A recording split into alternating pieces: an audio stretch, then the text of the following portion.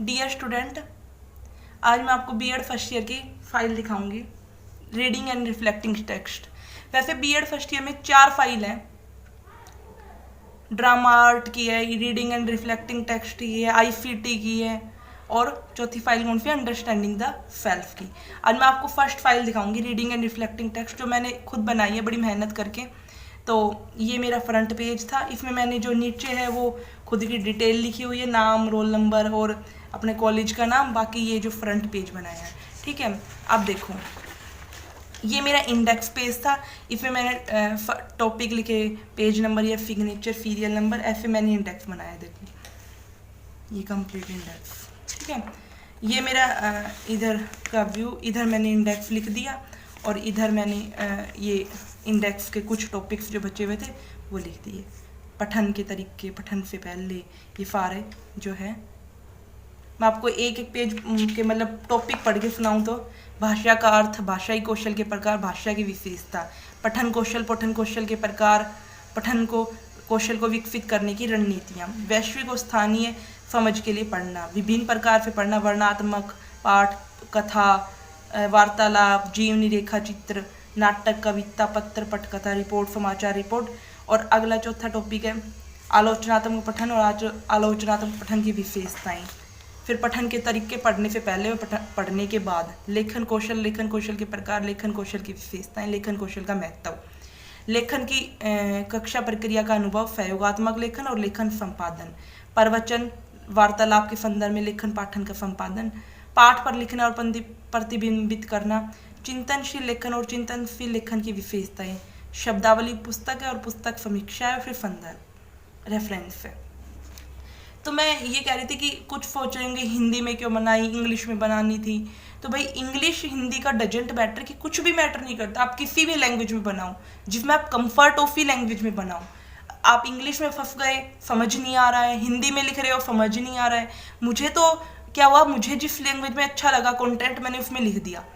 मैंने कुछ इंग्लिश में लिखा है, कुछ फाइल इंग्लिश में लिखी, कुछ हिंदी में लिखी। तो मतलब मुझे ये जिस भी लैंग्वेज में जो कंफर्ट लगा और मुझे जिस लैंग्वेज में कंटेंट अच्छा मिला, मुझे इस टॉपिक का हिंदी लैंग्वेज में कंटेंट अच्छा मिला, तो मैंने इसको लिख दिया, ठीक है। देखो भाषा कि मैंने इधर पिक्चर लगा दी, भाषा का अर्थ, भाषा की परिभाषा, भाषा कौशल के प्रकार।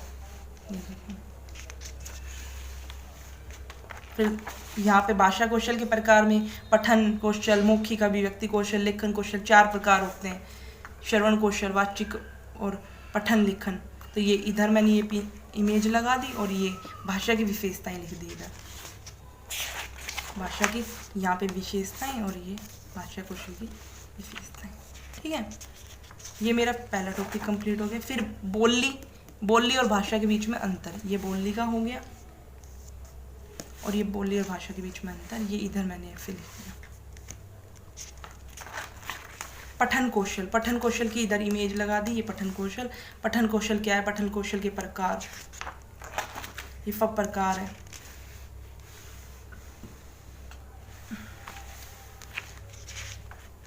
इधर पिक्चर लगा दी, ये पिक्चर लगा दी है,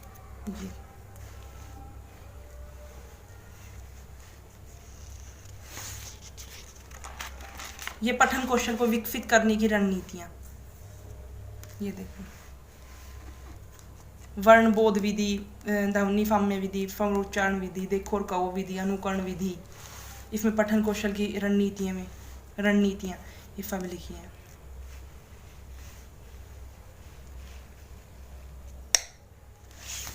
ठीक है, 10 रणनीतियां लिखी है मैंने।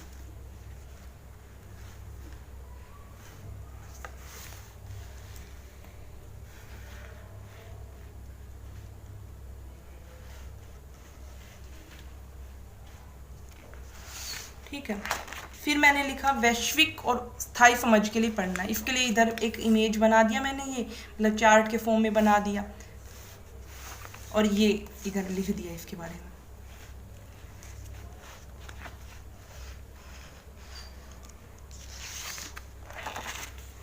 ये ऐसे यहाँ तक ही खत्म हो गया, ठीक है। वर्णात्मक पाठ में मैंने ये पिक्चर लगा दी। वर्णात्मक का मतलब क्या होता है कि भाई डिस्क्रिप्टिव, तो उसमें ये सोच समझ के लिख रहा है इस तरीके की। मैंने कुछ इमेज लगा दी यहाँ पे, और इसमें वर्णनात्मक पाठ क्या होता है, वह पाठ होता है जिसका उपयोग किसी निश्चय विषय या वस्तु को बताने के लिए किया जाता है। ठीक है, तो मैंने इसके बारे में लिख दिया थोड़ा। वर्णनात्मक पाठ की विशेषताएं बता दी, शुद्ध होने चाहिए, स्पष्ट होने चाहिए। ठीक है, वर्णनात्मक पाठ लिखने के लिए इसमें जुटना ज़्यादा पड़ता है, मतलब मेहनत ज़्यादा लगती है।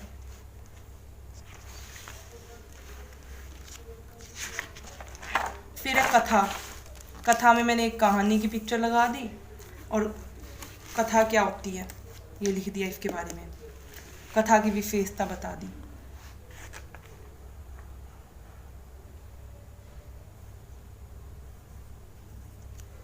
ठीक है,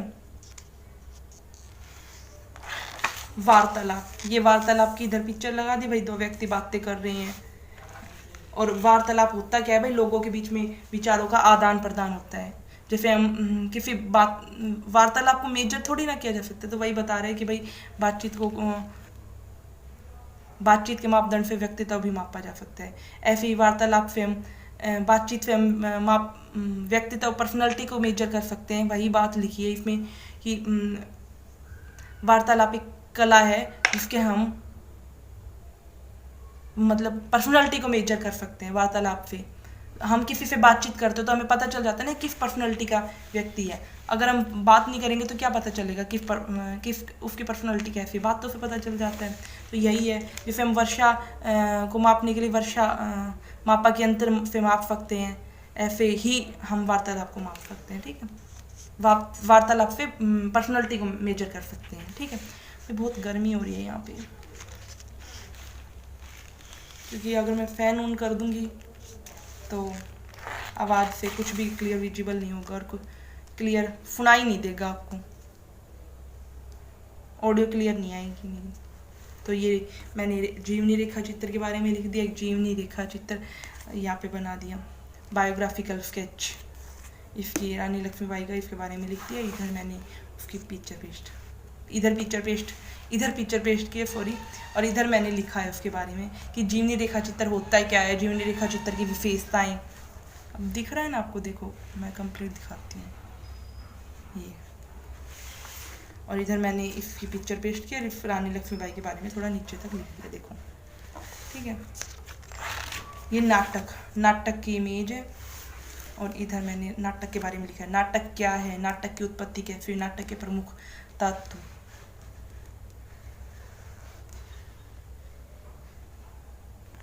ठीक है, इधर मैंने नाटक की और इमेज लगा दी, और देखो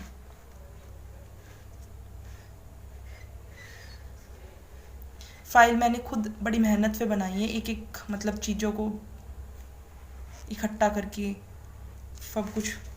तो इसलिए मैं आपको दिखा रही हूँ कि देखो आज मैंने मेरी मेहनत को देखो आप लोग, मैंने कितनी मेहनत की फाइल बनाने में। ये कविता किसे कहते हैं, कविता जयशंकर प्रसाद के अनुसार कविता की क्या डेफिनेशन है, रामचंद्र फुकल के अनुसार क्या डेफिनेशन है कविता की, और फिर कविता की विशेषताएं। ठीक है, तो काफ़ी लंबी वीडियो लग रही है, मुझे हो जाएगी क्योंकि हर एक चीज़ दिखाने में लंबी। ये मैंने पत्र की इधर फोटो पेस्ट की है, और ये देखो पत्र क्या है, पत्र के प्रकार। औपचारिक पत्र क्या है, औपचारिक पत्र वैसे क्या होते हैं मैं बता देती हूँ आपको। जैसे किसी भी सरकारी अधिकारी विभाग में लिखे गए पत्र, शिकायत के लिए जो लिखे जाते हैं, अवकाश के लिए जो पत्र लिखे। और अनौपचारिक पत्र क्या होते हैं, जैसे हम कोई रिश्तेदार हैं, हम अपने भाई दूर बैठा है, मम्मी दूर बैठी है, तो मतलब दूर रहते हैं कोई, तो उनको हम अपने प्यार से जो पत्र लिखते हैं वो अनौपचारिक पत्र होते हैं। और यही होता है औपचारिक और अनौपचारिक पत्र में डिफरेंस। ठीक है, तो ये मतलब जैसे आप प्रैक्टिकल वगैरह देने जाओगे तो आप लोगों से वाइवा वगैरह भी मतलब लिया जाता है। किसी कॉलेज में लेते हैं, किसी में तो ऐसे भी नंबर लगा देते हैं। तो मैं मतलब गवर्नमेंट कॉलेज की बात करें, जैसे गवर्नमेंट कॉलेज में जाओगे तो वहाँ पे तो वाइवा होता है, तो आपसे क्वेश्चन भी पूछे जाएंगे। ये पत्र की विशेषताएं बता दी कि पत्र बहुत सरल भाषा में होना चाहिए, पत्र स्पष्ट होना चाहिए, ऐसे आलतू फालतू की बातें पत्र में नहीं होनी चाहिए। ये पटकथा है, इसमें मैं पटकथा की इमेज लगा दी और ये पटकथा के बारे में लिख दिया। पटकथा एक्चुअली होती क्या है कि भाई जो भी कोई भी कहानी है उसको पर्दे पर दिखाना एक पटकथा होती है, ठीक है। और कथा की तरह ही होता है बट उसको पर्दे पर रियल विजुअल करना, ठीक है। ये पटकथा के अंग बता दिए मैंने, क्या क्या अंग होते हैं, ठीक है। ये रिपोर्ट है, रिपोर्ट की मेला रिपोर्ट के क्या क्या विशेषताएं होती है ये मैंने सब लिखी है। ये समाचार रिपोर्ट, देखो समाचार रिपोर्ट, इस समाचार रिपोर्ट क्या होती है, समाचार की विशेषताएं, समाचार रिपोर्ट का महत्व। ये आलोचनात्मक पठन, क्या होता है आलोचनात्मक पठन, इसकी इमेज लगा दी इसकी।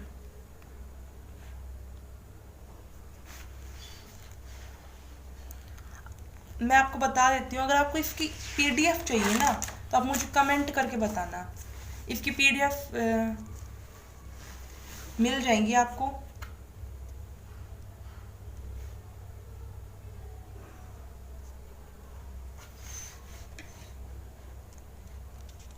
देखो ये पढ़ने के तरीके, पढ़ने से पहले के और पढ़ने के बाद के। लेखन कौशल, देखो ये लेखन कौशल की इमेज है। लेखन कौशल क्या होता है, लेखन कौशल के प्रकार क्या क्या है, फुलेख, अनुलेख, ये सब लेखन कौशल के प्रकार है। फुलेख है, अनुलेख है, श्रुत लेख है, फुनकर लिखा गया लेख है। फुलेख का मतलब होता है सुंदर लेख जो हम अपने लेखन से लिखते हैं। और अनुलेख क्या होता है कि किसी आदर्श लिखाई का हूबहू वर्णन, जैसे तुम्हारे टीचर कोई अच्छा लिखते हैं तो उसका मतलब एज इट इज कॉपी करना अनुलेख होता है। उस श्रुत लेख, लेखन कौशल की विशेषताएं आती है अभी। और इधर मैंने ये पिक्चर लगाई है। और अगर आपको ये फाइल अच्छी लगती है कि भाई, तो कमेंट भी करके बताना कि मुझे ये फाइल अच्छी लगी। आपको लगता है रियली मेहनत है इस फाइल में, तो आप कमेंट करके बताना मुझे। देखो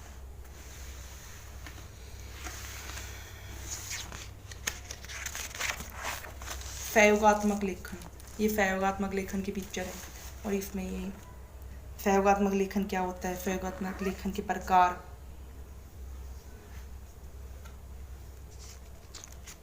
सफल सहयोगात्मक लेखन के दिशा निर्देश, ठीक है। ये लेखन संपादन,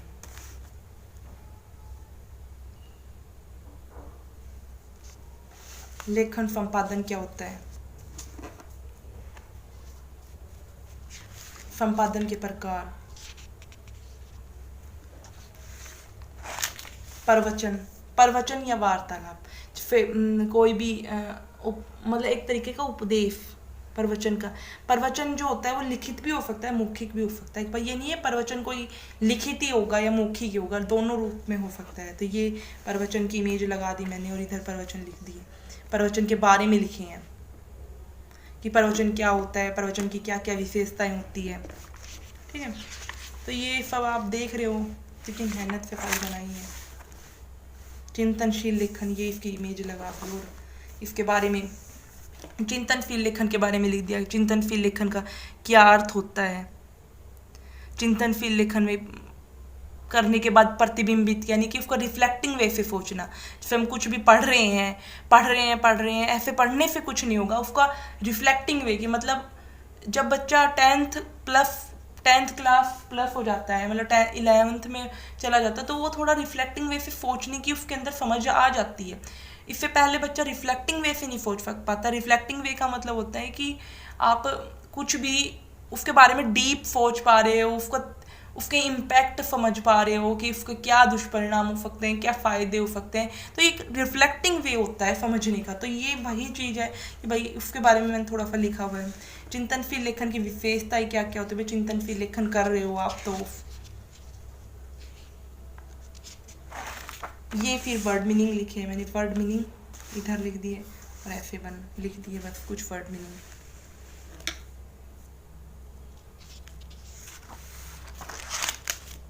ये वर्ड मीनिंग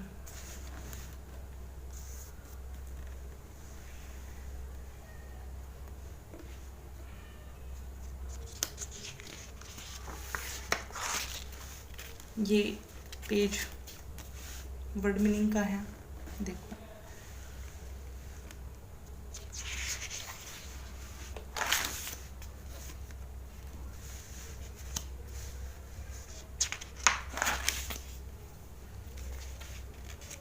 देखो वर्ड मीनिंग। और लास्ट जो टॉपिक है वो मेरा बुक रिव्यू, ये वर्ड मीनिंग का लिखा है मैंने।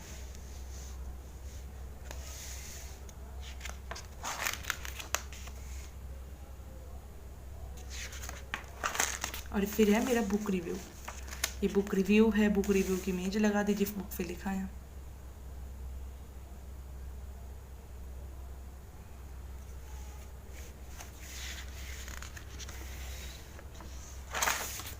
इधर मैंने लिखा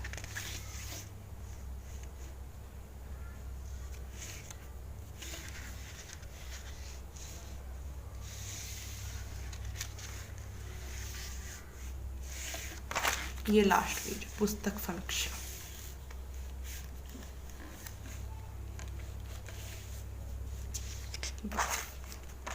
ठीक है, तो thank you for watching my video.